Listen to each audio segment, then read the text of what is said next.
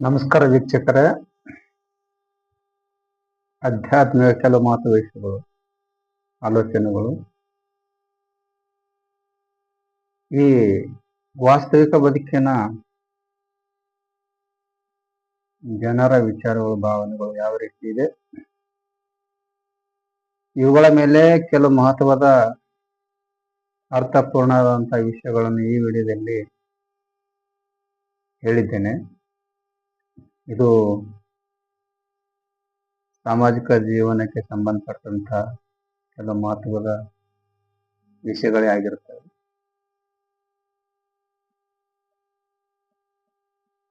ಇಲ್ಲಿ ಜೀವನ ಬದಲಾಗಲಿ ಅಂತ ಆಸೆ ಪಡುವುದು ತಪ್ಪಿಲ್ಲ. ಆದರೆ ಅದಕ್ಕಾಗಿ ಕಾಯುತ್ತಾ ಕುಳಿತುಕೊಳ್ಳುವುದು ಅರ್ಥಹೀನ, ಅದು ತಪ್ಪು.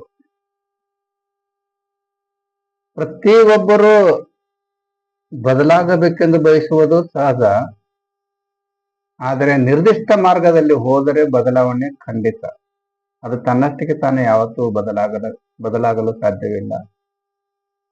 ತನ್ನಷ್ಟಕ್ಕೆ ತಾನು ಬದಲಾಗಲಿ ಅಂತ ಕುಳಿತುಕೊಂಡ್ರೆ ಅದು ಅವನ ಮೂರ್ಖತನ. ಯಾರು ಜೀವನದಲ್ಲಿ ಗುರಿ ಇಟ್ಟು ಶ್ರಮವಹಿಸಿ ದುಡಿತಾರೋ ಅವರು ಖಂಡಿತವಾಗಿ ಯಶಸ್ಸು ಕಾಣ್ತಾರೆ. ಇದು ಸತ್ಯ ಮಾತು. ಬದಲಾವಣೆ ನಮ್ಮಿಂದಲೇ ಆರಂಭ ಆಗಬೇಕಾಗಿರುವ ಇದು ಪ್ರಕ್ರಿಯೆ. ತನ್ನಷ್ಟಕ್ಕೆ ತಾನು ಯಾವತ್ತೂ ಶಾಶ್ವತವಾಗಿ ಯಶಸ್ಸು ಸಿಗಲ್ಲ. ತನ್ನಷ್ಟಕ್ಕೆ ತಾನು ಯಶಸ್ಸು ಕಾಣಲು ಸಾಧ್ಯವಿಲ್ಲ. ಅದಕ್ಕೆ ತಕ್ಕಂತೆ ನಿರ್ದಿಷ್ಟವಾದ ಗುರಿ ಇಟ್ಟುಕೊಳ್ಳಬೇಕು. ಅದರ ತಕ್ಕಂತೆ ಪರಿಶ್ರಮ ಪಡಬೇಕು. ಅವಾಗ ಜೀವನದಲ್ಲಿ ಯಶಸ್ಸು ಕಾಣಲು ಸಾಧ್ಯ ಆಗುತ್ತೆ. ಇಲ್ಲಿ ಸಮಾಜದಲ್ಲಿ ಒಂದು ಸುಂದರವಾದ ಬದುಕು ಕಟ್ಟಿಕೊಳ್ಳಲು, ಅದ್ಭುತವಾದ ಜೀವನ ಕಟ್ಟಿಕೊಳ್ಳಲು ಒಂದು ಕಡೆ ಕಷ್ಟಗಳು ಇರಬೇಕು, ಮತ್ತೆ ಇನ್ನೊಂದು ಕಡೆ ನಂಬಿಕೆಗಳು ಇರಬೇಕು. ಯಾಕಂದ್ರೆ ಇಲ್ಲಿ ಕಷ್ಟಗಳು ನಮಗೆ ಪಾಠ ಕಲಿಸಿದರೆ ನಂಬಿಕೆಗಳು ಶಕ್ತಿ ತುಂಬುತ್ತಾವೆ. ಇಲ್ಲಿ ಜೀವನದ ಪ್ರಾರಂಭವು ನಮ್ಮ ಕೈಯಲ್ಲಿ ಇಲ್ಲ. ಅದು ಎಲ್ಲಿಯೋ ಏನೋ ಯಾರಿಗೂ ಗೊತ್ತಿಲ್ಲ, ತಿಳಿದಿಲ್ಲ. ಜೀವನದ ಅಂತ್ಯವು ನಮ್ಮ ಕೈಯಲ್ಲಿ ಇಲ್ಲ. ಅದು ಹೇಗೋ ಏನೋ ನಿರ್ಧರಿಸಲಾಗುವುದಿಲ್ಲ. ನಡುವಿರುವ 4 ದಿನ ಮಾತ್ರ ನಮ್ಮದಾಗಿರುವಾಗ ಇನ್ನೊಬ್ಬರಿಗೆ ಕೇಡು ಬಯಸುವುದು ಯಾಕೆ? ನಿಮ್ಮಷ್ಟಕ್ಕೆ ನೀವು ಯಾರಿಗೂ ನೋವು ಕೊಡದೆ ಬದುಕುವುದೇ ಜೀವನ. ಬಲು ಚಿಕ್ಕದು. ಯಾರಿಗೂ ಹಿಂಸೆ ಕೊಡಲಾರದೆ ಪ್ರೀತಿ ಪ್ರೇಮದಿಂದ ವಿಶ್ವಾಸದಿಂದ ಜೀವನ ಮಾಡಬೇಕು. ಹಿಂಸೆ ಕೊಡೋದ್ರಿಂದ ಏನೂ ಲಾಭ ಇಲ್ಲ. ಇಲ್ಲಿ ನೀವು ಬದುಕಿ ಇನ್ನೊಬ್ಬರಿಗೆ ನೆಮ್ಮದಿಯಿಂದ ಬದುಕಲು ಬಿಡಿ. ಇದೇ ನಿಜವಾದ ಜೀವನ. ಹಿಂಸೆ ಕೊಟ್ಟು ಅದರಿಂದ ನಿಮಗೇನು ಲಾಭ ಸಿಗೋದಿಲ್ಲ. ಇಲ್ಲಿ ಬಡತನ ಸಿರಿತನ ಯಾವುದೂ ಶಾಶ್ವತ ಇಲ್ಲ. ಯಾವ ಸಮಯದಲ್ಲಾದರೂ ಸಿರಿತನ ಬರ್ಬೋದು, ಮತ್ತೆ ಯಾವ ಸಮಯದಲ್ಲೂ ಬಡತನ ಬರ್ಬೋದು. ಹೇಳಕ್ಕೆ ಆಗಲ್ಲ. ಕಾಡದ ಬಡತನ ನಾಳೆನೆ ಹೋಗ್ಬೋದು. ಇಲ್ಲದ ಸಿರಿತನವು ಮುಂದೆ ಬರ್ಬೋದು. ಆದರೆ ಜೀವನದಲ್ಲಿ ಒಂದು ಸಲ ಕಳೆದುಕೊಂಡ ನಂಬಿಕೆ ಮತ್ತೆ ಎಂದು ಬರಲು ಸಾಧ್ಯವಿಲ್ಲ. ಅದಕ್ಕಾಗಿ ನಂಬಿಕೆ ಉಳಿಸ್ಕೊಳ್ಳಿ. ನಂಬಿಕೆಯು ಜೀವನದ ಬದುಕಿನ ಒಂದು ಅಸ್ತ್ರ ಇದ್ದ ಹಾಗೆ. ತಿಳಿದು ಸಂಸಾರ ಮಾಡಿ ಇನ್ನೊಬ್ಬರಿಗೆ ನೋವು ಕೊಟ್ಟು ಜೀವನವನ್ನು ನಡೆಸೋದಲ್ಲ, ಇನ್ನೊಬ್ಬರನ್ನ ಬೆಳೆಸಿ ಬೆಳೆಯುವುದೇ ಜೀವನ. ಇಲ್ಲಿ ಕಲಿಯುಗದಲ್ಲಿ ಯಾರ ಮಾತು ಯಾರು ಕೇಳಲ್ಲ. ಅವರವರ ವಿಚಾರ ಬಿಡಲ್ಲ. 1000 ಜನರು 1000 ಮಾತುಗಳು ಆಡ್ತಾರೆ. ಅದಕ್ಕೆ ಈ ಜನ ತಲೆ ಕೆಡಿಸಿಕೊಳ್ಳಲ್ಲ. ಯಾರ ವಿಚಾರದಂತೆ ಯಾರು ನಡೆಯಲ್ಲ. ಮತ್ತೆ ಬೇರೆಯವರ ಉಪದೇಶ ಬೇಕಾಗಿಲ್ಲ. ನಿನ್ನ ವಿಚಾರದಂತೆ ನೀ ಜೀವನ ಸಾಗಿಸು. ಬೇರೆಯವರು ಏನೇ ಹೇಳಲಿ ಅದಕ್ಕೆ ತಲೆ ಕೆಡಿಸ್ಕೊಳ್ಬಾರ್ದು. ಅದು ಹಿಂದಿಯಲ್ಲಿ ಒಂದು ಮಾತದ, ಸಬ್ಕಾ ಸುನ್ನ ಖುದ್ ಕಾ ಕರ್ನ. ನಿಮ್ಮ ಮನಸ್ಸಿಗೆ ಏನು ತಿಳಿತದೋ ಹಾಗೆ ಸಂಸಾರ ಮಾಡ್ಬೇಕು. ಬೇರೆ ಏನೇ ಹೇಳಲಿ ಅದಕ್ಕೆ ತಲೆ ಕೆಡಿಸ್ಕೊಳ್ಬಾರ್ದು. ಸಮಾಜದಲ್ಲಿ ಕೆಲವರು ವಿಚಾರಗಳೇ ಬೇರೆ ಬೇರೆ ಇರ್ತವೆ. ಇಲ್ಲಿ ಬೆಳಗುತ್ತಿರುವ ಸೂರ್ಯನು ಕೆಲವರಿಗೆ ಸೂರ್ಯ ಬಿಸಿಲು ಅಂತ ಅನಿಸ್ಬೋದು, ಕೆಲವರಿಗೆ ಸೂರ್ಯ ಬೆಳಕು ಅನಿಸ್ಬೋದು. ಹಾಗೆ ಇಲ್ಲಿ ನಾವು ಕೆಲವರಿಗೆ ಒಳ್ಳೆಯವರಂತೆ ಅನಿಸಬಹುದು, ಮತ್ತೆ ಕೆಲವರಿಗೆ ಕೆಟ್ಟವರಂತೆ ಅನಿಸಬಹುದು. ನಮ್ಮ ಯೋಚನೆಯಂತೆ ಬದುಕಬೇಕು, ಬೇರೆಯವರ ವಿಚಾರದಿಂದಲ್ಲ. ಸಮಾಜದಲ್ಲಿ ಮನುಷ್ಯನು ಬದುಕುವುದನ್ನು ಕಲಿತುಕೊಳ್ಳಬೇಕು, ತಿಳಿದುಕೊಳ್ಳಬೇಕು. ಅದರಲ್ಲಿ ಬದುಕೋದು ಮುಖ್ಯವಲ್ಲ, ಹೇಗೆ ಬದುಕಬೇಕು ಅನ್ನೋದು ಮುಖ್ಯ ಆಗಿರ್ತದೆ. ಇಲ್ಲಿ ಜೀವನ ಸಾಗಿಸುವುದೆಂದರೆ ಸಮುದ್ರ ದಾಟಿದಂತೆ. ಇಲ್ಲಿ ಕಷ್ಟಗಳು, ದುಃಖಗಳು, ನೋವುಗಳು ಬರುತ್ತವೆ. ಅವುಗಳೊಂದಿಗೆ ಹೊಂದಿಕೊಂಡು ಹೋಗುವುದೇ ಜೀವನ. ಇಲ್ಲಿ ಸಮಾಜದಲ್ಲಿ ನೀವು ಎಷ್ಟು ರುಚಿಯಾಗಿರುತ್ತೀರೋ ಜನರು ನಿಮ್ಮನ್ನು ತಿಂದು ಬಿಡ್ತಾರೆ. ಒಂದು ವೇಳೆ ನೀವು ನಿಮ್ಮ ಜೀವನದಲ್ಲಿ ಅಭಿವೃದ್ಧಿ ಆಗುತ್ತಿದ್ದರೆ, ಮುಂದೆ ಹೋಗುತ್ತಿದ್ದರೆ, ಉದ್ಧಾರ ಆಗುತ್ತಿದ್ದರೆ ಜನರು ನಿಮ್ಮನ್ನು ಮರೆತು ಬಿಡ್ತಾರೆ. ಒಂದು ವೇಳೆ ನೀವು ಹೆಚ್ಚಿನ ಜನರಿಗೆ ಕ್ಷಮಿಸುವ ವ್ಯಕ್ತಿಯಾಗಿ ಇದ್ದರೆ ಇಲ್ಲಿ ಜನರು ನಿಮ್ಮನ್ನು ಕಷ್ಟ ಕೊಡ್ತಾ ಇರ್ತಾರೆ. ಒಂದು ವೇಳೆ ಜನರಿಗೆ ಸಹಾಯ ಮಾಡುತ್ತಿದ್ದರೆ ಒಳ್ಳೆಯವಾ ಅಂತ ಹೇಳ್ತಾರೆ. ಒಂದು ವೇಳೆ ನೀವು ಹೆಚ್ಚಿಗೆ ಶಕ್ತಿಶಾಲಿಯಾಗಿ ಕಾಣಿಸಿಕೊಂಡ್ರೆ ಜನರು ನಿಮ್ಮನ್ನು ಕಡಿಯಲು ನೋಡ್ತಾರೆ. ಹೇಗಿದೆ ಪ್ರಪಂಚ?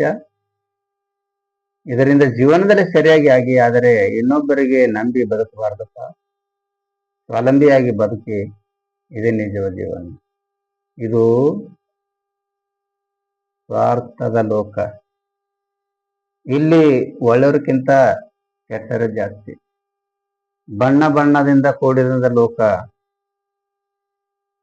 ಯಾರ ಮೇಲೆ ನಂಬಿಕೆ ಉಳಿದಿಲ್ಲ. ನಿನ್ನ ನಂಬಿಕೆಯಂತೆ ನೀನು ಬದುಕಷ್ಟೆ, ಇದೇ ಜೀವನ. ಈ ಕಲಿಯುಗದಲ್ಲಿ ಒಡ ಹುಟ್ಟಿದವರಿಗೆ ಯಾರಿಗೆ ಆಗಲ್ಲ ಅಂದಮೇಲೆ ಈ ಸಮಾಜ ಜನ ಯಾವ ಲೆಕ್ಕ? ಇಲ್ಲಿ ಸಮಾಜದಲ್ಲಿ, ಜೀವನದಲ್ಲಿ ಇನ್ನೊಬ್ಬರಿಗೆ ನಂಬಿ ಬದುಕೋದು ಬೇರೆ, ಮತ್ತೆ ನಂಬಿಸುತ್ತಾ ಬದುಕೋದು ಬೇರೆ. ಇಲ್ಲಿ ನಂಬಿ ಬದುಕೋದ್ರಲ್ಲಿ ಪ್ರೀತಿ, ಪ್ರೇಮ, ವಿಶ್ವಾಸ, ನಂಬಿಕೆ ಇರ್ತದ. ಆದ್ರೆ ನಂಬಿಸುತ್ತಾ ಬದುಕೋದ್ರಲ್ಲಿ ಸ್ವಾರ್ಥ ಇರ್ತದೆ. ಅಷ್ಟೇ ವ್ಯತ್ಯಾಸ. ಇಲ್ಲಿ ಬೇರೆಯವರಿಗೆ ಮಾತನಾಡುವಾಗ ಸ್ವಲ್ಪ ಹಿಡಿತಾ ಇರ್ಬೇಕು, ನಾಲಿಗೆ ಹಿಡಿತಾ ಇರ್ಬೇಕು. ಯಾಕಂದ್ರ ದೇಹಕ್ಕೆ ಆದ ಗಾಯ ವಾಸಿ ಆಗ್ತದ, ಮತ್ತ ಮನಸ್ಸಿಗಾದಂತ ಗಾಯ ನೀ ಸಾಯವರೆಗೆ ಇರ್ತದ. ಅದಕ್ಕಾಗಿ ಮಾತು ಮೃದುವಾಗಿರ್ಲಿ, ಸುಂದರವಾಗಿರ್ಲಿ. ಮಾತು ಆಡಿದರೆ ಹೋಯ್ತು, ಮುತ್ತು ಹೊಡೆದರೆ ಹೋಯ್ತು. ಕಳೆದು ಹೋದ ಸಮಯ ಮತ್ತು ಒಮ್ಮೆ ಸುರಿದು ಹೋದ ಮಳೆ ಮತ್ತೆ ಸಿಗೋದಿಲ್ಲ. ಹಾಗೆ ನಾವು ಮಾತನಾಡುವಾಗ ಇನ್ನೊಬ್ಬರಿಗೆ ನೋವು ಆಗಲಾರದಂತೆ. ಇಲ್ಲಿ ಎಲ್ಲಕ್ಕಿಂತ ದೊಡ್ಡ ಪಾಪ ಅಂದ್ರೆ ಬೇರೆಯವರ ಮನಸ್ಸು ನೋಯಿಸೋದು. ಇಲ್ಲಿ ಮನುಷ್ಯ ಆಡಿದ ಮಾತಿನಿಂದಲೇ ದೂರ ಆಗ್ತಾರೆ, ಮತ್ತೆ ಹತ್ತಿರನೂ ಆಗ್ತಾರೆ. ಅದು ಒಳ್ಳೇದು ಮಾತಾಡಿದಾರೆ ಅಷ್ಟೇ. ಇದಕ್ಕೆಲ್ಲ ನಾಲ್ಕನೇ ಕಾರಣ. ಒಂದು ವೇಳೆ ನೋಡಿದ ಮುಖ ಮರೆತು ಬಿಡ್ಬೋದು, ಹೌದಲ್ಲ? ಆದ್ರೆ ಆಡಿದ ಮಾತುಗಳು ಯಾವತ್ತೂ ಮರೆಯಲಾಗಲ್ಲ. ಯಾಕಂದ್ರೆ ಅದು ಮಾತೇ ಹಾಗೆ ಇರ್ತದೆ, ಮಾತಿನಲ್ಲಿ ಅರ್ಥ ಇರ್ಬೇಕಷ್ಟೆ. ಇಲ್ಲಿ ಮನುಷ್ಯನ ನಿಜವಾದ ವೈರಿ, ಶತ್ರು ಯಾರಂದ್ರ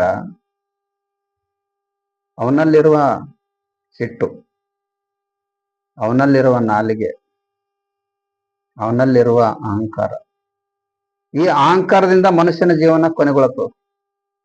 ಅದಕ್ಕಾಗಿ ಅಹಂಕಾರದ ಬದುಕು ಬೇಡ, ಅಹಂಕಾರದಿಂದ ಮೆರೆಯೋದು ಬೇಡ. ಅಹಂಕಾರದ ಜೀವನ ಸ್ಥಿರವಿಲ್ಲ, ಮಧ್ಯಾಹ್ನದ ಬಿಸಿಲು ನಿಜವಿಲ್ಲ. ಈ ಮನುಷ್ಯನಿಗೆ ಯಾವಾಗ ಅಹಂಕಾರ ಬಂತೋ ಆವಾಗಲೇ ತಿಳಿದುಕೊಳ್ಬೇಕು ಅವನ ಸರ್ವನಾಶದ ಸಮಯ ಹತ್ತಿರ ಬಂದಿದೆ ಅಂತ. ನೀವು ಸರಿಯಾಗಿ ಬದುಕಿ, ಇನ್ನೊಬ್ಬರಿಗೆ ನೆಮ್ಮದಿಯಿಂದ ಬದುಕಲು ಬಿಡಿ. ಇಲ್ಲಿ ಜೀವನದಲ್ಲಿ ಹಣ, ಸೌಂದರ್ಯ, ಅಧಿಕಾರ ಇವು ಯಾವತ್ತೂ ಶಾಶ್ವತ ಇಲ್ಲ. ಅವು ಯಾವಾಗ ಹೊರಟು ಹೋಗ್ತಾವಂತೇಳಿ ಯಾರಿಗೂ ಗೊತ್ತಿಲ್ಲ. ತಿಳಿದು ಸಂಸಾರ ಮಾಡು, ಅಷ್ಟೇ ಜೀವನ. ಇಲ್ಲಿ ನಮ್ಮ ಜೀವನದಲ್ಲಿ ಪದೇ ಪದೇ ಸೋಲುತ್ತಾ ಹೋದರೆ ಜೀವನೇ ಮುಗಿದು ಹೋಯಿತು ಅಂತ ವಿಚಾರ ಮಾಡಬಾರದು. ಸೋಲು ಇದು ಗೆಲುವಿನ ಮೆಟ್ಟಲು. ಜೀವನ ಅಂದ ಮೇಲೆ ಒಮ್ಮೆ ಸೋಲು, ಒಮ್ಮೆ ಗೆಲುವು ಇದ್ದೇ ಇರ್ತಾವ. 100 ಸಲ ಸೋತರು ಯಾವತ್ತೂ ಪ್ರಯತ್ನ ಬಿಡಬಾರ್ದು. ಕೊನೆಗೆ 101 ಸಲ ಆದರೂ 101 ಸಲಕ್ಕಾದರೂ ಜಯ ಖಂಡಿತ ಸಿಗುವುದು. ಕಷ್ಟವಿಲ್ಲದೆ ಬದುಕೋದಲ್ಲ. ಇಲ್ಲಿ ಕಷ್ಟವಿಲ್ಲದೆ ಬದುಕೋದು ಇದೊಂದು ಸುಳ್ಳು. ಆದ್ರೆ ಅಂತ ಸುಳ್ಳು ಜೀವನದಲ್ಲಿ ಸಂತೋಷ ಕೊಡುವುದಿಲ್ಲ. ಆದರೂ ಪದೇ ಪದೇ ಸೋತಾಗ ಮತ್ತೆ ಮರಳಿ ಪ್ರಯತ್ನಿಸುವುದರಲ್ಲಿ ಸಂತೋಷವಿರುತ್ತದೆ, ಸಂಭ್ರಮವಿರುತ್ತದೆ. ಇದುವೇ ನಿಜವಾದ ಜೀವನ. ಇಲ್ಲಿ ಜೀವನದಲ್ಲಿ ನೀನು ಲಾಭದಾಯಕ ಕೆಲಸದಲ್ಲಿದ್ದಾಗ ಮಾತ್ರ ನಿನಗೆ ಬೆಲೆ. ನೀನು ದುಡ್ಡು ಸಂಪಾದನೆ ಮಾಡುವಾಗ ನಿನಗೆ ಸಿಕ್ಕಷ್ಟು ಬೆಲೆ ಮತ್ತೆ ಯಾವ ಸಂದರ್ಭದಲ್ಲಿ ಕೊಡಲ್ಲ. ಜೀವನದಲ್ಲಿ ನೀನು ಲಾಭದಾಯಕ ಕೆಲಸದಲ್ಲಿದ್ದಾಗ ಮಾತ್ರ ನಿನಗೆ ಬೆಲೆ. ನೀನು ಸಂಪಾದನೆ ಮಾಡುತ್ತಿರುವಾಗ ಎಲ್ಲರೂ ಹೇಳುತ್ತಾರೆ, ಇವನ್ ನಮ್ಮವ ಅಂತ, ಇವನು ಹಾಗೆ ಹೀಗೆ ಅಂತ. ನೀನು ಇನ್ಕಮ್ದಲ್ಲಿ ಇದ್ದಾಗ ನಿನಗೆ ಮನೆಯಲ್ಲಿ ಜಾಗ, ಈ ಸಮಾಜದಿಂದ ಗೌರವ. ನಿನ್ನ ಹತ್ತಿರ ಹಣ, ಆಸ್ತಿ, ಅಂತಸ್ತು ಇಲ್ಲವಾದರೆ ನಿನಗೆ ಯಾವ ನಾಯಿನೂ ಬೆಲೆ ಕೊಡಲ್ಲ. ಇದು ಈ ಕಲಿಯುಗದ ವಾಸ್ತವಿಕ ಸತ್ಯವೂ ಕೂಡ. ಎಲ್ಲವೂ ಇದ್ದಾಗ ಎಲ್ಲರೂ ನಿನ್ನವರೇ, ಮತ್ತೆ ಕೆಟ್ಟ ಸಮಯ ಬಂದಾಗ ನಿನ್ನ ಬಂಧುಗಳೇ ಅಪರಿಚಿತರಂತೆ ನಡೆದುಕೊಳ್ಳುತ್ತಾರೆ. ಹೇಗಿದೆ ಈ ಪ್ರಪಂಚ? ಅಂದ್ರೆ ಈ ಕಲಿಯುಗದಲ್ಲಿ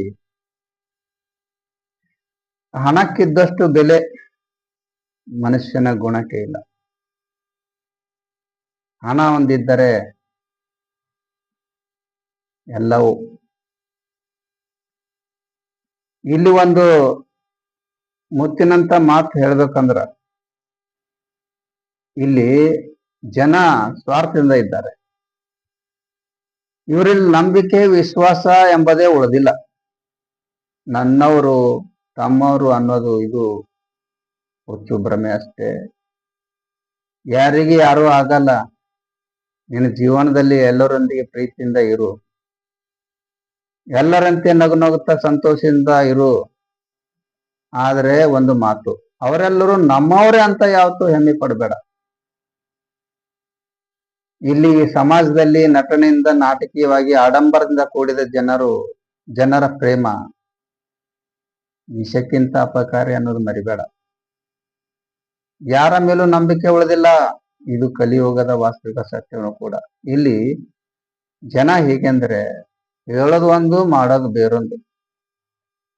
ಮೂಮಿ ಮಿಟ್ಟಿ ಬಾತೆ ಬಗಲ್ ಮೇ ಚೂರಿ.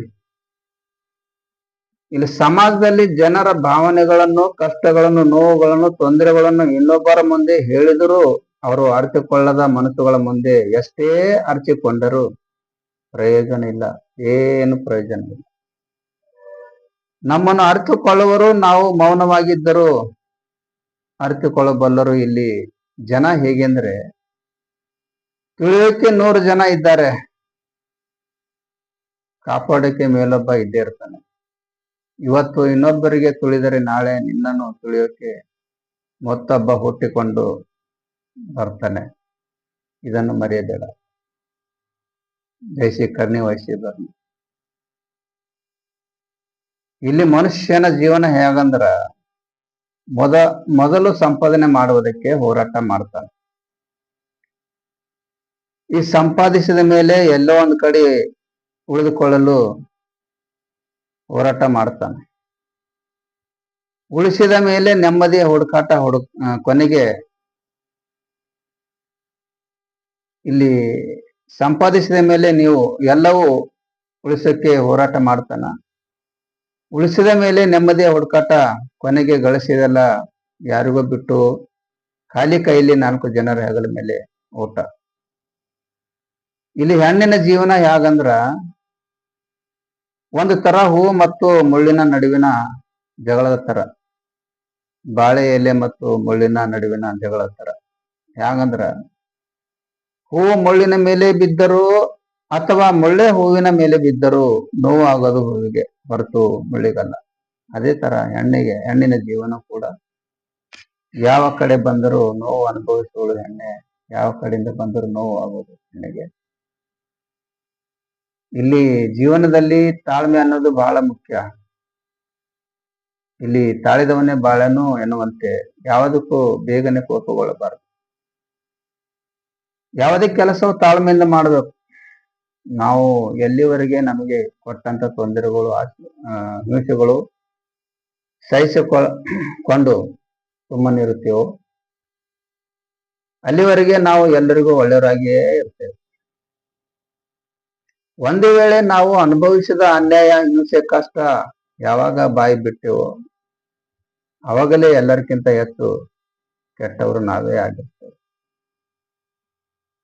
ಇಲ್ಲಿ ಜೀವನ ಅಂದರೆ ನಾವು ಬಯಸಿದ್ದು ಸಿಗಲ್ಲ, ಸಿಗುತ್ತಿರುವಾಗ ನಾವು ಬಯಸಲ್ಲ, ಮತ್ತೆ ನಾವು ಅಂದುಕೊಂಡಂತೆ ಆಗಲ್ಲ. ಬಂದದ್ದು ಬಂದ ಹಾಗೆ ಸ್ವೀಕರಿಸುವುದೇ ಜೀವನ. ಹಲ್ಲುಗಳು ಗಟ್ಟಿಯಾಗಿ ಇರುವಾಗ ಕಲ್ಡಿ ಸಿಗಲ್ಲ, ಮತ್ತು ಕಲ್ಡಿ ಸಿಗುವಾಗ ಹಲ್ಲುಗಳೇ ಇರುವುದಿಲ್ಲ. ಇದು ಸತ್ಯ.